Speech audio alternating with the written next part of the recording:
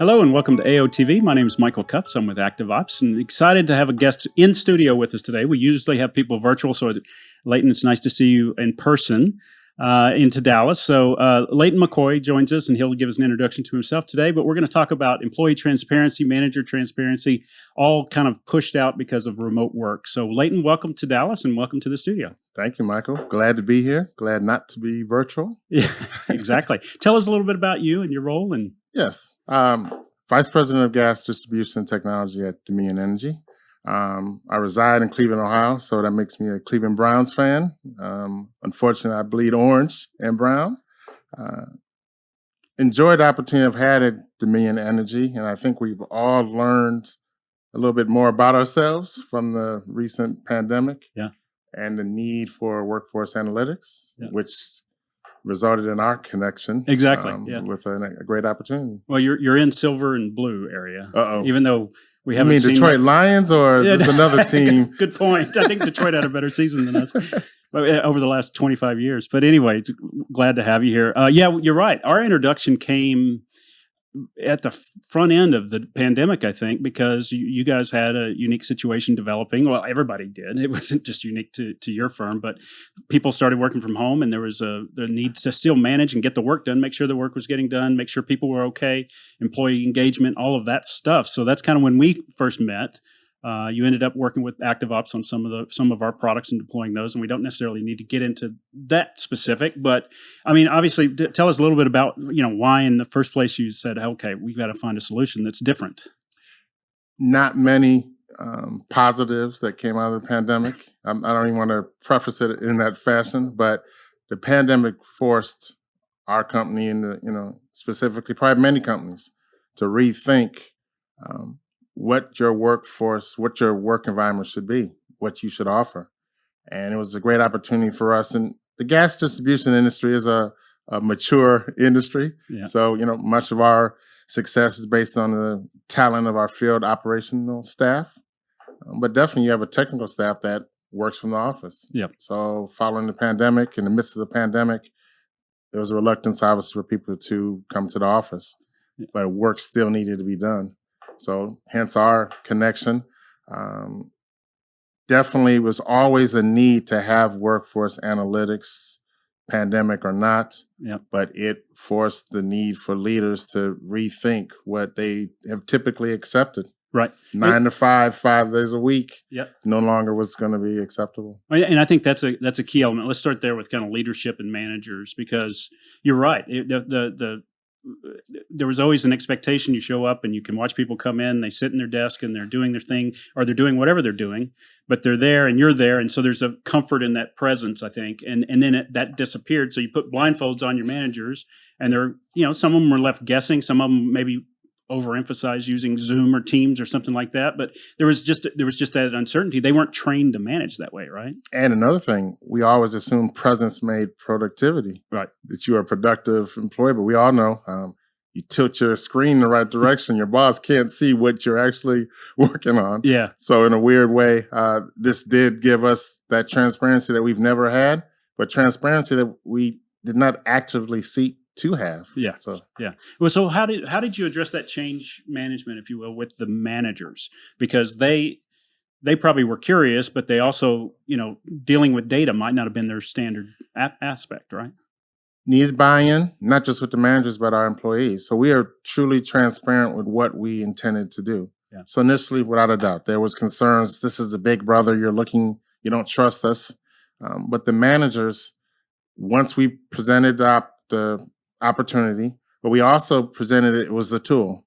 It was not to be used solely for discipline, but it was going to give you an additional tool in your toolbox to allow you to effectively lead your group. Yeah. But in all honesty, the timing in which we presented this, we were in at the decision tree within our company. What's the right cadence for bringing employees back to the office? Yeah. Are there roles in which we would be comfortable if an employee worked remote 100% of the time? Yeah. This tool allowed us to gather data points, to make an informed decision. And did you do that? Was some people now not required to be in the office, or maybe it's a hybrid? Not 100% of the time. Remember, Yeah. we're still gas distribution, Yeah. and that was one of the other challenges. You had the optics. Yeah. Our trusted, esteemed employees in the field. That was a challenge for them to accept to see that their peers were at home working. Yes. Yeah. And someone's at home working. An individual is 20 degrees in Cleveland. You're in the field. You don't want to think about your peers that are at home in the comforts of their house or basement. Yeah. So that was a optic. So that support staff that supported our field operations team, making them more responsive is where you started getting buy-in from the field. Yeah. Then they weren't focused on the fact that my peer is at home and I'm outside. Yeah. Also, we made it clear to our employees what this data was going to be used for. Yep. Obviously, many weren't giddy about the prospects of this. But here's one surprise. We did have a number of employees that were like, great. Now, Jane, Tom, we can prove that they're not doing the work that I'm doing. So there's a bit of competitiveness leaks into it. We've seen that before. One of our customers actually used this years ago, before the pandemic, actually. And if you met certain levels, then you were qualified to work from home, right? And so it was I don't know if it was a challenge, but at least they were aware that if they did something, they could get the grant to go home and maintain that. And so it sounds like with some of your teams, they said, okay, now this is going to finally show the scoreboard, if you want to call it that. I don't know if that's the right word, but it's the scorecard that says, hey, I'm doing my job, and so is everybody else, or not, and it's all equal measurement, right? Absolutely. So we also had challenges before the pandemic with flex time. So Fridays tended to be ghost towns in the offices. So once again, you had a situation. It was trust. Yep. You had a peer, a colleague, employee that's not in the office on Friday. So obviously with the pandemic, it was enhanced, not having that connectivity with your employees. Yeah. The need for some type of platform to confirm what you believed or to show transparency for what you did not know. So. Yeah. Now, so you mentioned that gas is kind of an older industry, and that I understand that, but you still have a need for recruiting and hiring new people because you may have people retiring and so on. So does this kind of flexibility or this kind of system that provides that openness allow you to recruit better, or is it inconsequential to that? It definitely does, but it was a reality check. We saw turnover that we had never seen before. When I joined Dominion, came from the private sector to a public utility. I wasn't used to seeing meeting employees that had worked at one place for more than 5 years, much less 30 years. Yeah. So you never saw that type of turnover at our company and our peers as well. But with the pandemic, potential candidates had options. Yep. Let's think about our IT services group. Even today, it's just a struggle to get talent because so many different companies are offering flexibility that we've typically not offered. Right. As it relates to working from home 100% of the time. And even to date, that's not where we're at with offering 100% remote options. But we definitely have far more flexibility now for specific roles. Yeah. And maybe let's dig it in there. What kind of roles you had to send everybody home, but what kind of roles are you typically looking at? Are they doing billing? Are they doing kind of back office work? What's the... So with my group, it's design. It's the GIS Services type group. Some of my peers have used it in construction design. Okay. So it's a role where one platform that you're using for design, or maybe it's a billing system, as you mentioned, where your activity should be consistently on this platform. Yeah. And any departure from that could be assigned at whether you're not working. But even with us, that was not the assumption that you weren't working if you weren't on that particular platform. Right. Yeah. Zoom calls dominate most of our, yes, whether it's Teams, Zooms, whatever platform, most of our day. Yeah. So what I liked most about the Active Ops tool, you can identify that time frame as productive work as well. Yeah. Yeah, it's interesting because people think of the workday, and you just addressed it there, that are you working constantly? Well, no one works constantly, right? They take breaks, they have meetings, they need to take a training course. There's all sorts of things that make up a day or week, a month for an employee. So Hope my boss is not listening. I'm not working constantly either. Well, you are today, I know, because Yeah. you're and tell it, what is this America Gas Conference? So that is American Gas Association. So it's our spring operations conference. So in many cases, I hadn't seen these peers in the industry, since 2019. Wow. Obviously, with the pandemic, many of our conferences were virtual. Yeah. Not the same effect, Yeah. not the same impact. So a great opportunity for us to meet many of our vendors, many of our peers across the country in the gas industry. Yeah. Definitely been great to reconnect. Also great to meet some new vendors that potentially can provide us some opportunities to be more efficient in other areas of our business. Yeah, and that's what we're all looking for, efficiency, especially in your business, which is under a little bit of attack. I mean, it's just not, a little bit. I don't know if it's, but you're part of the solution. I mean, Dominion is part of the solution, not necessarily part of the problem in many cases. So with that, what does that mean for your workforce? I mean, how do you empower them? How do you get them engaged in what needs to be done? What we've used this tool for, it's given us transparency to allow us to enhance our employees' experience. So often you think this is just going to be used as a disciplinary tool. Right. We've used it to acknowledge performance. You have the ability on your screen to see, wow, this individual is putting in a significant amount of time. Also, you're able to see this individual is giving us great product in a very short time frame. Yeah. And as we mentioned, we have no problem if you can do 8 hours worth of work in 2 hours. Yeah. But then I feel, and my peers feel, they should be acknowledged. Yeah. A pat on the back is pretty nice, but you can't go to the store and purchase anything with a pat on the back. Yeah. This data point gives us a chance in many cases to have some monetary acknowledgement of performance. Yeah.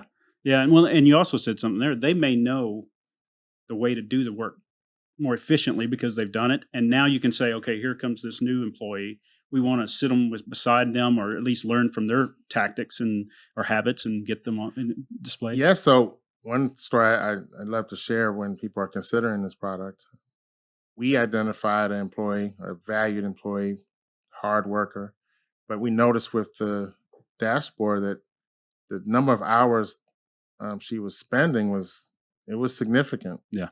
So had opportunity to have a conversation with her and found out she was created her own workaround. She hadn't been provided the right training to use the updated tools with the software. Yeah. A great employee figured it out on her own, but it was not an efficient fashion to complete the work. Yeah. This transparency allowed us to have that conversation. And that's what has been one of the biggest benefits for our supervisors. We're fully transparent.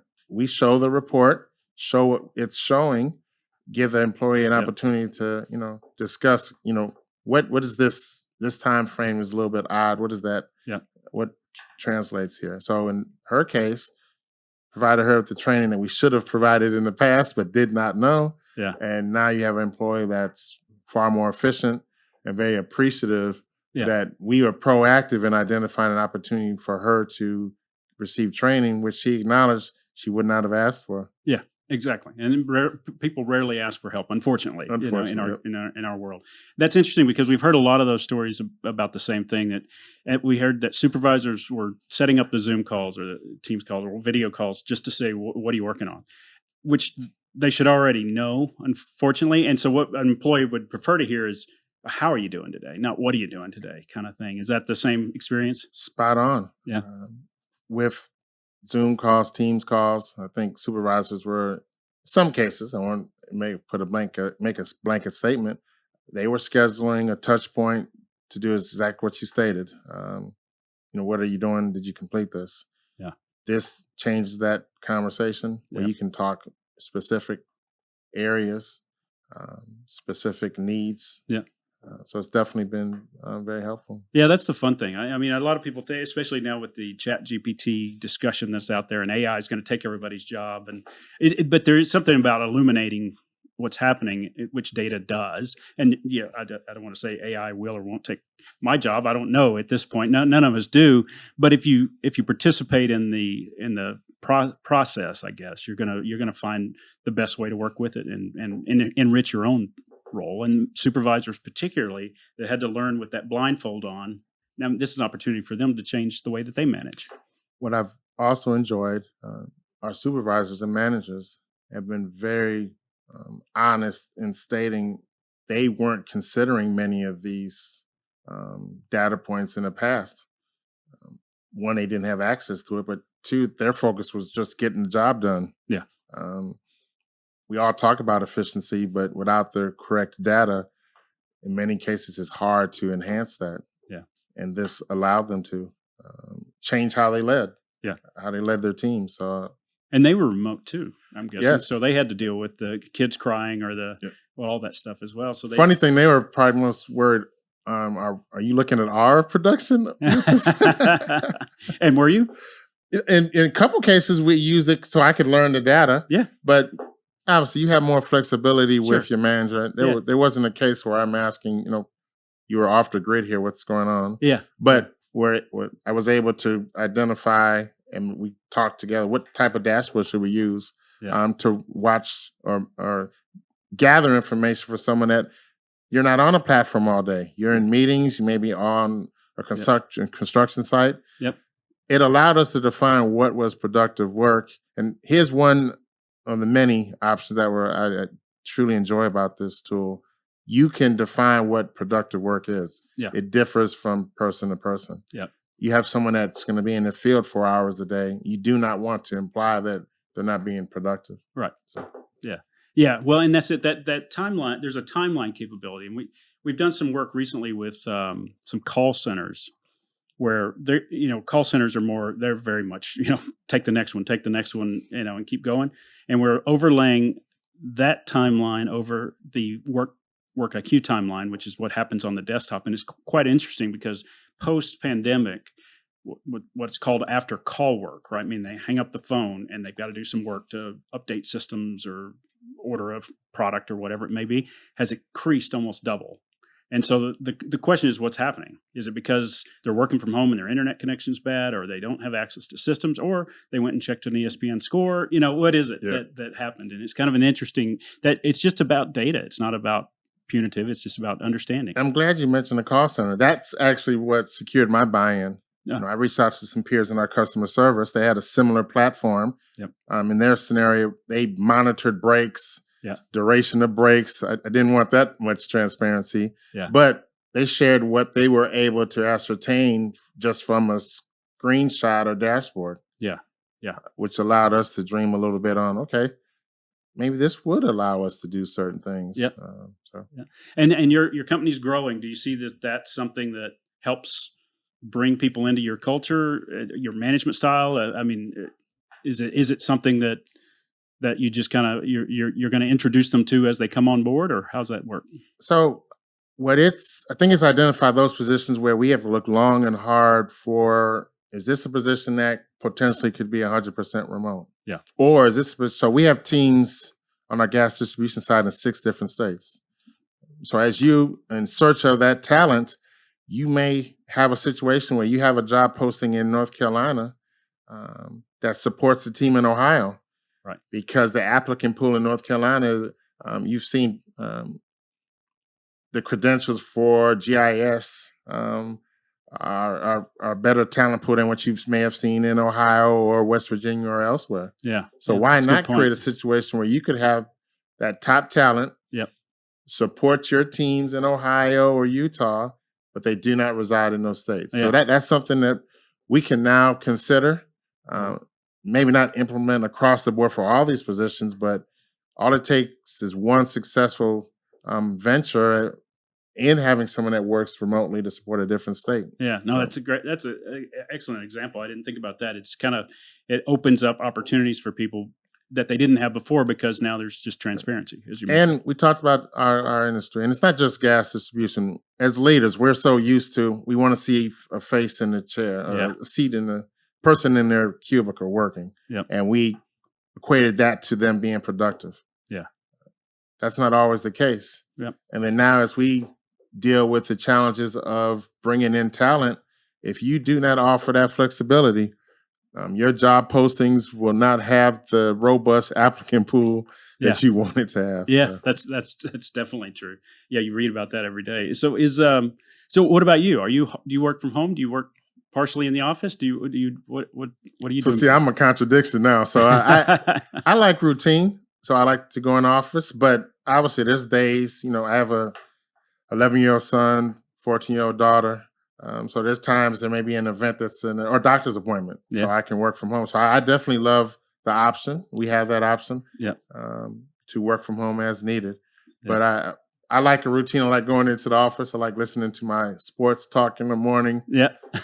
Hearing the doom and gloom of my Cleveland Browns. So. Yeah. Well, how are the Guardians this year? I like the Guardians. Yeah. I like the Cavs, but it's not the same passion, maybe. Yeah, or lifelong. Yeah. They've been around. And I think we've taken the Guardians for granted because they always are a good team. They were in the playoffs last year. Yeah.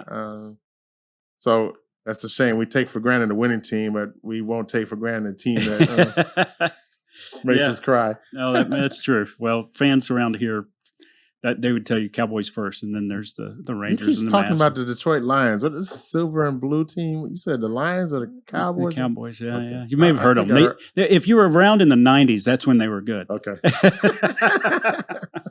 Yeah, so that's great. Well, anything else you want to add? Or anything else you want to mention? No, I like talking about this because it's different. Many leaders aren't ready to accept the fact that you have to change how you're managing your teams. You have to change your thought process that active, productive employees must be in the cubicle.